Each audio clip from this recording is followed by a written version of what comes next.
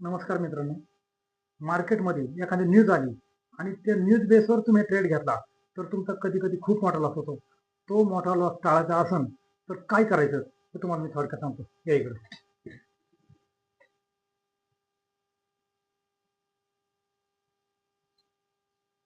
करना पड़ेगा कि साल भर तक घर में कोई भी फंक्शन हो, कोई भी कार्यक्रम हो, हम सोने के गहने नहीं खरीदेंगे.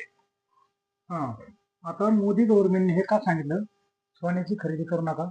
कारण की जर तुम्हाला रुपयाचं मूल्य वाढवायचं असेल तर तुम्हाला सोने खरेदीवर आळा घालावा लागेल.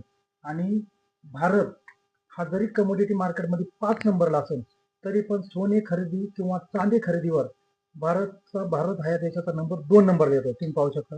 हे बघा, सोने का उपभोग, भारत दुनिया का सबसे बड़ा स्वर्ण उपभोक्ता देश, दुसरा सबसे बड़ा स्वर्ण उपभोक्ता देश.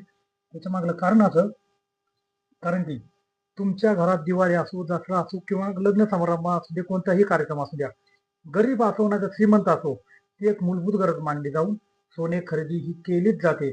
माणूस सगळ्या गोष्टी साईडला ठेवतो आणि सोने खरेदी करतो. त्याच्यामुळे भारत देशात सोना खरेदी ही खूप मोठ्या प्रमाणावर होते.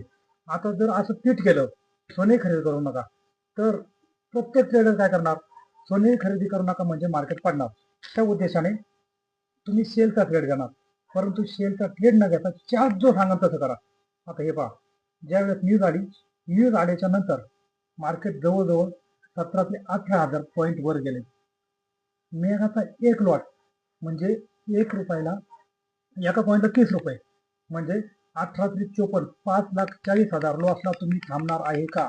एकदम प्रामाणिकपणे सांगा. नाही थांबणार, तुम्ही बाहेरच पडणार. नंतर मार्केट पडू किंवा चढू, मायक्रोच्या एका लॉटला 1 रुपये, म्हणजे मायक्रोचा जर एक लॉट घेतला तर 18,000 रुपये लॉस होणार. मी लाईव्ह ट्रेड मध्ये बोलतो, मी स्वतः हा ट्रेड घेतलेला आहे. 4 अनालिसिस नुसार कोणतेही न्यूज न पाहता. तुम्ही पाहू शकता. हे पहा, मी 11,000 पॉईंट घेतलेत लाईव्ह मार्केटमध्ये. मी 11,000 पॉईंट घेतलेत. मी फक्त 4 अनालिसिस बघूनच ट्रेड घेतो.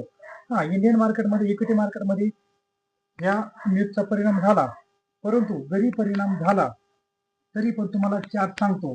त्यामुळं परत सांगतो, 4 अनालिसिस करूनच तुम्ही ट्रेड घ्या. एखादी न्यूज आली तर अंदाधुंद ट्रेड करू नका. पूर्ण वाईपआउट होऊन जातात त्या मार्केटमध्ये. तुम्ही एवढी सोपी गोष्ट नाही न्यूजवर नुसतं करायचं. कारण की तुम्हाला कोणतीही गोष्ट करताना सगळ्यात अगोदर 4 अनालिसिस करणं गरजेचं आहे. धन्यवाद.